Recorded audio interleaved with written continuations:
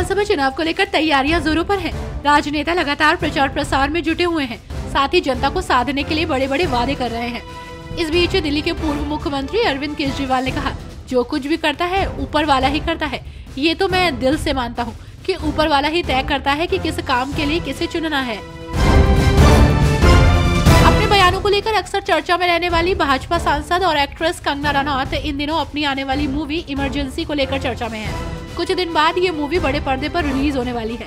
इस बीच कंगना ने कांग्रेस लीडर प्रियंका गांधी को फिल्म देखने का न्योता दिया है। कालकाजी विधानसभा क्षेत्र से कांग्रेस उम्मीदवार अलका लांबा ने बीजेपी नेता रमेश बिधूड़ी की आलोचना करते हुए कहा, उनकी भाषा के कारण लोगों का उनसे मोहभंग हो गया है। लोग गुस्से में हैं। विकास पर बोले, लेकिन विकास और सड़क से ज्यादा आपकी नजर महिलाओं के गालों पर है। कालकाजी में कोई भी ऐसे बयानों का समर्थन नहीं करेगा। मध्य प्रदेश के मुख्यमंत्री मोहन यादव ने कहा, आज खेल और युवा कल्याण मंत्रालय द्वारा 2 योजनाएं सबके बीच लाई गई। इसके माध्यम से युवाओं को भविष्य में रोजगार मिलेगा। प्रतियोगी परीक्षाओं के दौरान युवाओं की प्रतिभाओं को निखारने में भी सरकार की ओर से मदद मिलेगी। पार्थ योजना सेना, पुलिस और अन्य विभागों की भर्ती परीक्षाओं से संबंधित कोचिंग और सुविधाएं बच्चों को उपलब्ध करवाएंगी। 18वां प्रवासी भारतीय दिवस सम्मेलन ओडिशा के भुवनेश्वर में शुरू हो गया है। 3 दिवसीय इस सम्मेलन के दौरान देश और विदेश से 5000 से ज्यादा प्रतिनिधि शामिल हो रहे हैं। प्रवासी भारतीय दिवस सम्मेलन की शुरुआत युवा प्रवासी भारतीय दिवस कार्यक्रम से हुई। सम्मेलन का उद्घाटन ओडिशा के मुख्यमंत्री मोहन चरण मांझी और भारतीय विदेश मंत्री एस जयशंकर और युवा और खेल मामलों के मंत्री मनसुख मंडाविया ने किया। हरियाणा के मुख्यमंत्री नायब सिंह सैनी चंडीगढ़ में हरियाणा विधानसभा कर्मचारी क्षमता निर्माण कार्यक्रम में शामिल हुए। हरियाणा विधानसभा कर्मचारी क्षमता निर्माण कार्यक्रम में सीएम नायब सिंह सैनी ने कहा, विधानसभा लोकतंत्र का मंदिर है। कर्मचारी और अधिकारी इसके स्तंभ हैं। आप अलग अलग विचारधारा वाले विभिन्न राजनीतिक दलों के नेताओं से मिलते हैं, लेकिन आप पूरी ताकत से काम करते हैं, समर्पण, ताकि विधानसभा बिना किसी बाधा के चल सके।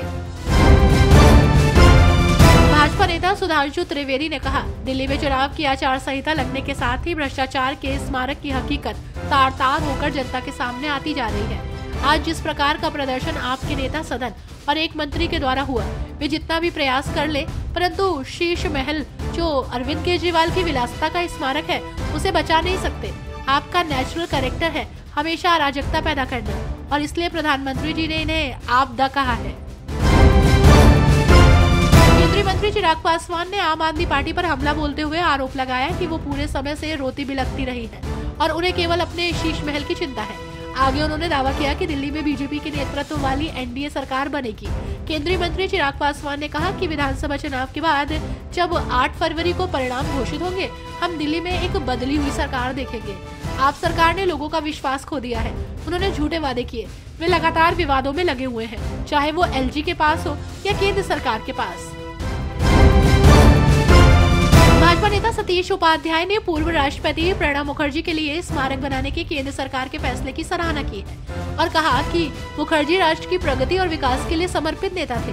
राष्ट्रपति के रूप में उनका कार्यकाल और केंद्रीय मंत्री के रूप में उनकी पिछली भूमिका को भारतीय राजनीति में हमेशा याद किया जाएगा।